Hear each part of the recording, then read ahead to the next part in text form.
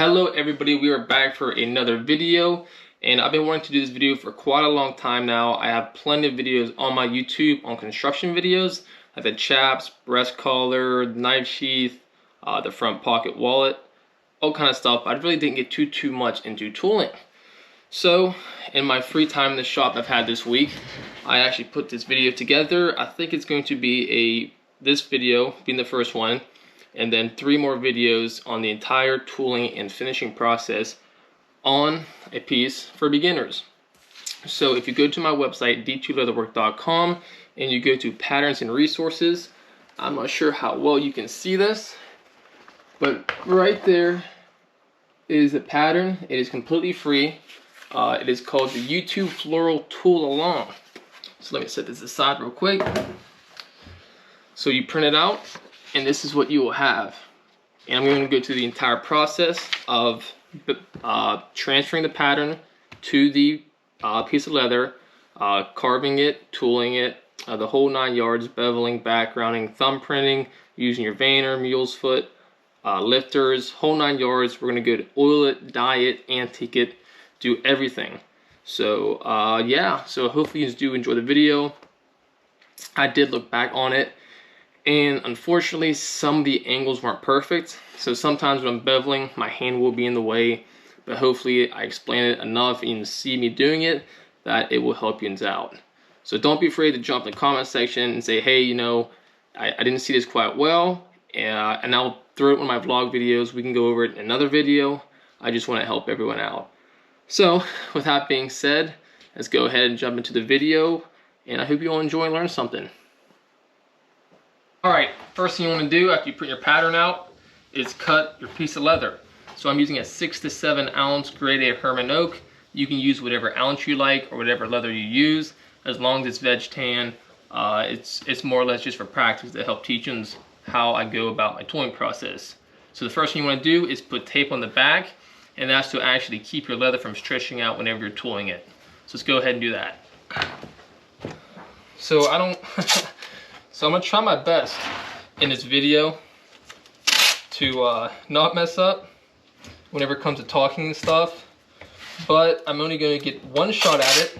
I can't just untool something and restart the video, so I will try my best to not mess up.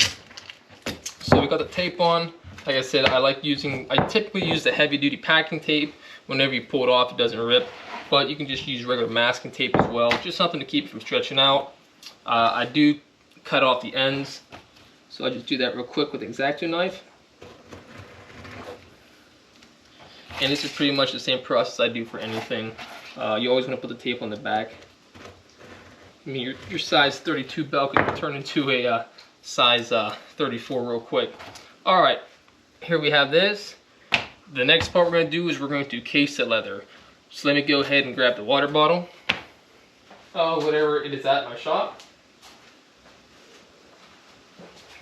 So the way I do this, let me kind of turn it around, stare at this side of the shop and the dog. Everyone does it differently. The way I do it, I just get it pretty wet. It doesn't have to be super wet because we're just transferring the pattern right now. But just get it nice. If a spray bottle will work. Excuse me. Just get a nice even spray, and we're gonna let that soak in for a minute or 2. You don't want it too wet, because then your pattern's gonna come out really blotchy whenever you transfer it. So let's go back over here. I'm going to take my pattern and I'm going to trim it down just a little bit, because you're gonna have to cut some of that off, just a sliver, so that way whenever you lay it onto the leather, you have something for the tape to hold on to. So I'm gonna take this real quick. I'm going to cut this pattern out. Same thing, I'm just going to use an X-Acto knife, and we will cut just the top part of that pattern down, giving ourselves enough room that we can see the tape. Excuse me, so that way you have enough room for the tape to roll over onto the leather, but at the same time it keeps it centered. Probably shouldn't be cutting on wood, but my mat over there is pretty worn out. So alright, we got that pattern there.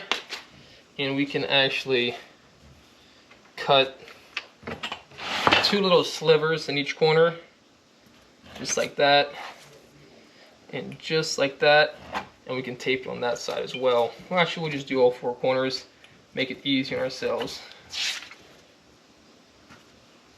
Alright, so now we have our pattern and the leather. Same thing, I'm just going to take some of this masking tape. I'm going to cut a little bit off. Just use my X-Acto knife. Cut a couple of slits in that. And let's place the pattern down. So we're going to line that up the best we can. Like I said, this isn't too crazy important. This is more or less just for practice. So just try to keep it as centered as you can. So, okay. Let me try to get a close-up of this so you can kind of see a little bit better. Like I said, I'm trying my best. I'm working with limited camera stuff. My tripod broke, so I kind of have to just set my camera on top of stuff. Let's go ahead and grab these slivers of tape over here, and we will tape this pattern down. You want to let the leather dry out just a little bit, because if you don't, you will have a hard time getting that tape to stick. So we got that down, and let's grab these other 2 corners, just like that. So there we go. We have our pattern onto the leather. Now let's go over to my my tooling table, and let's start transferring this to the leather. Alright, whenever you're transferring your pattern, you can use a ballpoint, stylus, or whatever you want to call it. But honestly, I just prefer to use a very fine point pen, because when you get some of these lines that are pretty close together, that ball on that stylus can actually be too big and it'll just look really rough. So, excuse me. So now all I'm going to do is pretty much just trace over it. I'm going to put a decent amount of pressure on the pattern itself. Not too much where it's digging through it. But all you're going to do is just trace over all that. I typically start with all the flowers first. Like I said, I'm trying my best not to mess up, because I cannot stop and edit this video. It's all at once. While I'm talking, is anyone going to Prescott, Arizona for the leather show? I'm going to try to make it out, but if not, I will 100% be out at Sheridan. So we got 1 flower done. And this right here is just a super easy way. Same thing, the patterns I sell on my website. You can just transfer them the same way. I know some people use tracing film, but I just find it easier to do it this way. Or at least quicker. I mean, you can reuse the other templates, but I like it this way. So we're slowly going around.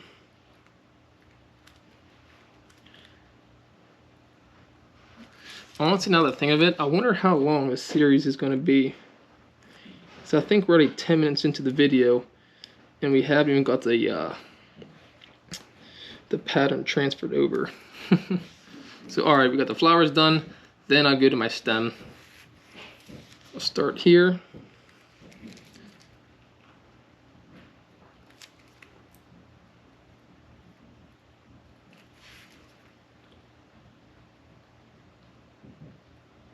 Don't mind me if I be quiet at some points.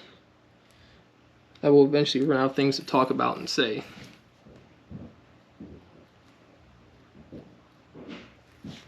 I do rotate my patterns a lot. Sometimes I could draw a line a lot nicer if it's pointing in a certain direction. So don't mind that.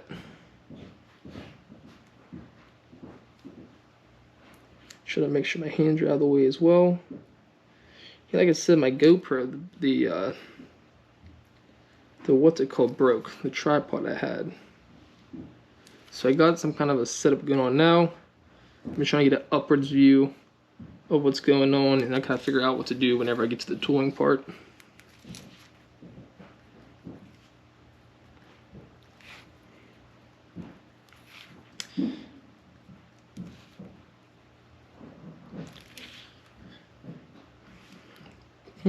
Christmas time is coming up. I think today is November 15th. So I'm not sure when this video will get posted. I'm just doing this all in my free time. It is something that's been heavily requested. And I don't have a lot of tooling videos on my my YouTube account. I have plenty of what do you want to call it? Just basic builds like the chat video, the breast collar, all that stuff, but I really haven't posted anything about tooling. So I figured I'd draw this pattern up and make a little video of it, kind of show you how I tool. I know some people get confused when it comes to beveling when they get started, so I will try to go everything the best that I can and help everyone understand all the different tools I use. I won't go crazy. I want to use a few tools. I won't use all my tools, just so I make it a little less complicated. So let's go through. All right.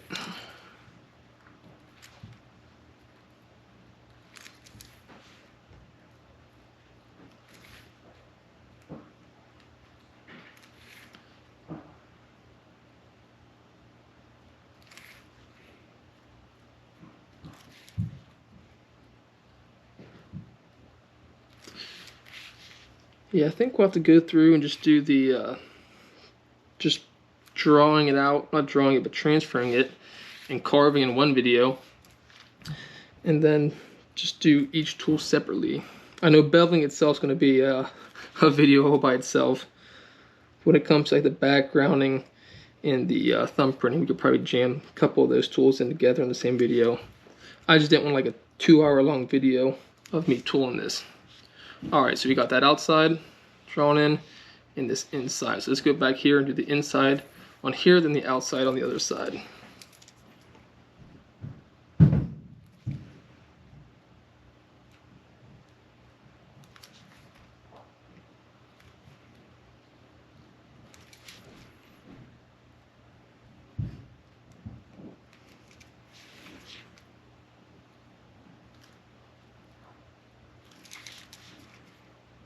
Hope you all are pretty busy right now for Christmas time. I know I am. Slowly getting the Christmas orders out. Well, not slowly, but they are getting pushed out the door. It's kind of been a slower year though.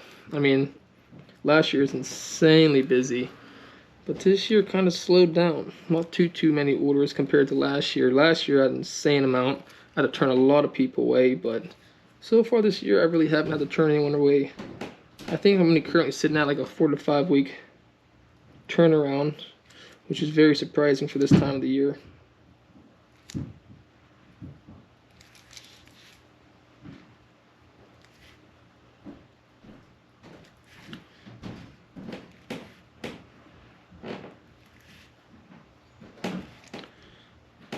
We are slowly getting there.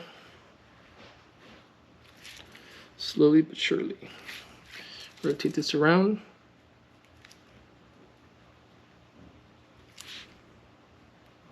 But yeah, if you can find one of these ballpoint pens, the fine tip ones, they are so nice to transfer patterns with. I also like doing it like this because you can see the lines you've already drawn, like this one that I missed. Makes stuff just a little bit easier on you.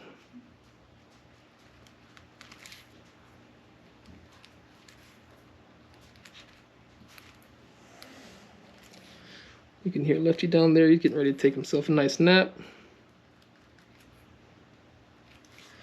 Alright, we only have a few more lines that we got to do. And we can recase it because we only got it wet enough just to transfer the pattern on. And then we can actually start carving it. And just like that. What I recommend doing first, after you're done drawing it up, just take 2 pieces of tape off. You get these little things here, but it won't hurt. So take it off first. Don't take it all completely, just in case you miss a line, and then flip it up, and then check it out. So yeah, we forgot this line here. Yep. That's why I say do not completely take it off until you double checked. So let's double check again. That looks pretty good right about there. So we can go ahead and take this off. Okay, and this is what we were left with. Sometimes you'll get these little raised up pieces in here, but those won't affect anything at all. Rub them down. But there, that is our pattern. So let's go ahead, we're going to case it again, and then we will start carving it. So when I case it, I'm really going to get this thing wet. As you can see, I'm going to get it pretty wet, just like that. And then now I'm going to let that soak in, but I'm going to wait probably around 3 or 4 minutes before I start carving it. So you'll see the leather will start to change its color. It's starting to lighten up a little bit. That's when you want to carve it. If you carve it now, it's going to be too wet. It's going to be real choppy. You're going to dig in too deep. So you want to let it dry out just a little bit before you start carving it. So I will come back to that whenever it's ready to start carving. As we're waiting for that piece to dry up a little bit, I'm going to go with a swivel knife real quick for those who are new to leatherwork. So this is actually the leather wrangler's knife. It is a 1/4 inch blade, I believe thin. I don't know if they make thin or not. I just know my Bear Kings are thin and it looks pretty close to the same. And I'm not sure what size barrel this is, but one big thing I get a lot of people that ask me why their swivel knife's not cutting is because they do not sharpen it. So to sharpen your swivel knife, you want jeweler's rouge and a leather strop. You can just use a piece of scrap leather, and you just take this rouge, throw it on that strop, and you see your blade angle. You can see the angle on the blade. You want to put it on that angle, and then just drop it. Go, flip it, just go back and forth. And that, you can see the black in there. That's actually microparticles of metal coming off the blade, and it's polishing your blade and making it sharp. So I've had so many people ask me why they can't carve right or this or that, and this is just the fact. They just didn't know that they had to sharpen their swivel knife. So let's go ahead, get this sharpened up, and we will grab that piece and start carving. Okay, as you can see, the leather has dried out a bit. I'm not sure if you can tell from the video, but just for me feeling it and seeing it, I know that it is ready to carve. So for me personally, I like to start off carving out my flowers. So whenever you're using your swivel knife, you do not want to dig in like this. So you want to make sure your blade is completely straight up and down, except if you have a straight blade, you want it slightly angled. But this right here, it's not left, it's not right, it's straight up and down, just slightly angled back so the corner of that blade is digging into the leather. So I'm going to start carving these petals, keep it straight up and down, then using your fingers to rotate the barrel, just going around that flower petal. If you're new to this will take you a little while to get a hold of using the swivel knife. But if you practice, it will just come secondhand. So slowly going around, making sure it's straight up and down. And we're just going to go ahead and just start carving out all these petals.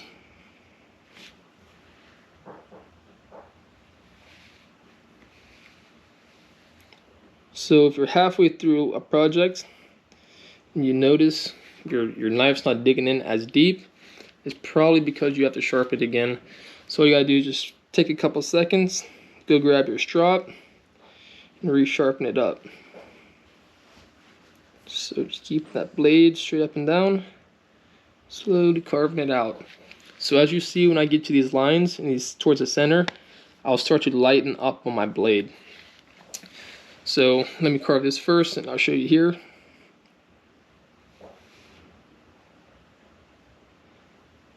So these end lines right here, whenever you get to them, start carving, and then you want to slowly lighten up as you get towards the center.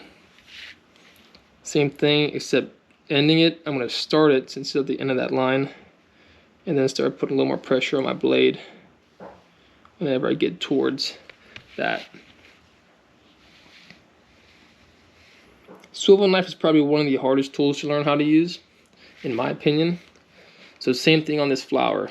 So these petals at the start, I'm going to start a little deep, and then I'm going to lighten up. Start deep and lighten up. That way whenever you're beveling it, you're going to do the same exact thing. You're going to start heavy on the bevel, and then lighten up as it's going in towards the inside of that flower.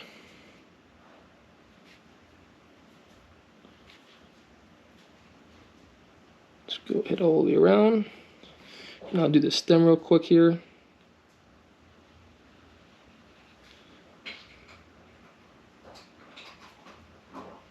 Just like that. So we have the flowers carved out, and we have, well, 3 flowers.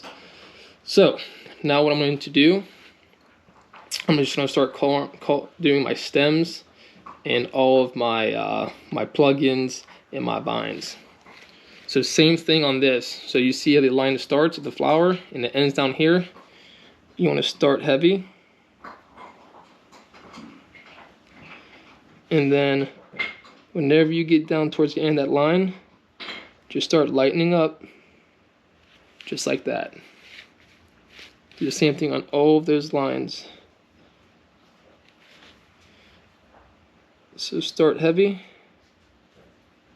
bring it around, and slowly start lightening up when you get towards the end of that line. And I said the same thing's going to happen whenever you start beveling it. So let's go ahead. The only time you don't do that is on the opposite side of the line. So you'll see there's always 2 parts of any stem or turnaround or plug-in or whatever you want to call it. So like this side, I'll keep it nice and thick the whole way around. Let me do this real quick. I apologize. But you'll see that. So but when I get down to here, I'll start lightening up.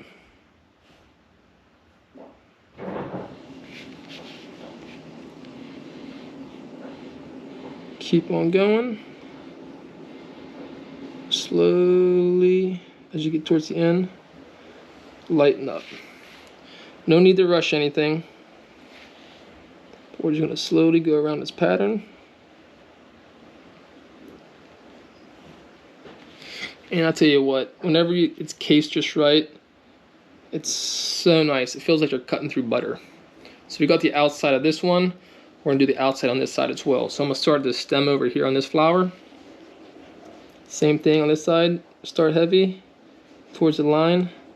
Lighten up. Let me move this light down a little bit so you can see better.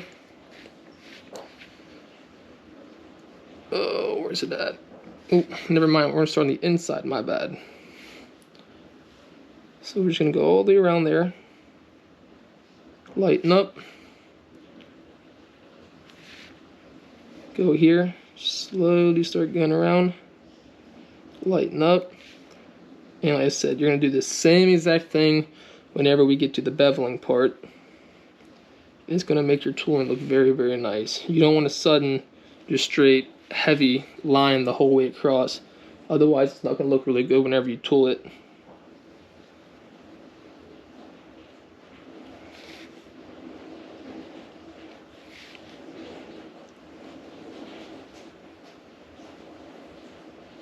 So typically, depending on what leather you use, you might have to case it more than once in a project.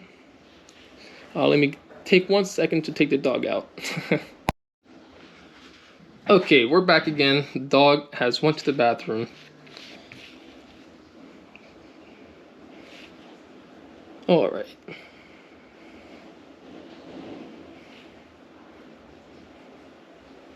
So for me personally, I will move my project around as much as I can, so that way I'm just as comfortable as I can be whenever I'm actually carving.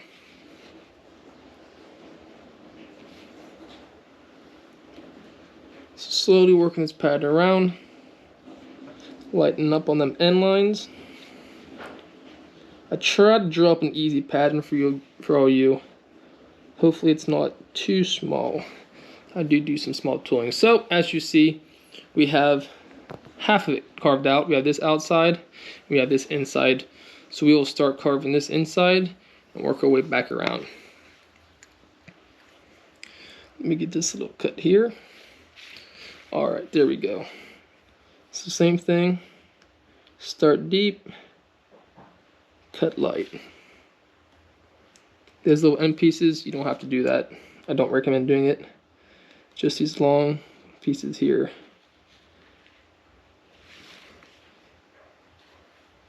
I'm happy I'm finally getting some time to do this whole video set. I probably will repeat stuff over and over again throughout the entire process of the tooling, just for the fact that I have no music in the background right now. And yeah, after I explain something 10 times, I feel like it'd be annoying if I kept saying it over and over and over.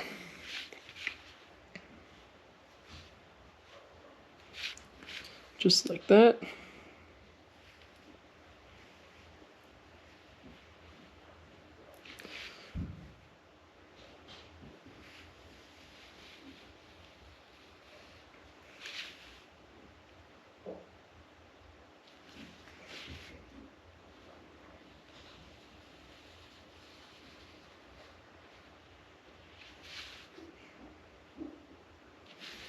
If you guys have any other videos you would like to see, be sure to drop it in the comment section.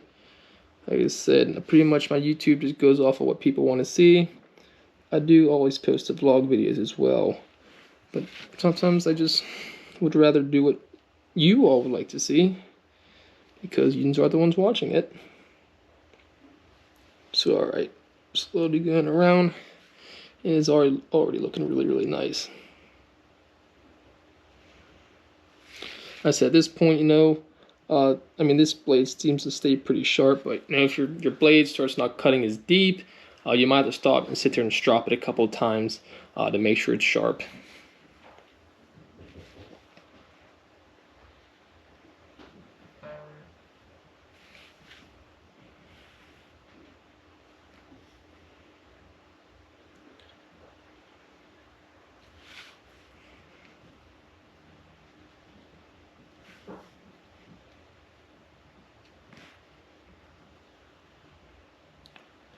Okie dokie. Well, I do believe that's where we're going to leave off on this video.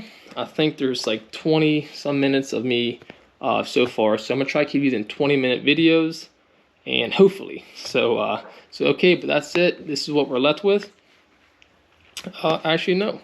I apologize. I did forget to carve this one spot. Yeah, that should be what you're left with right there. So next video we'll do beveling.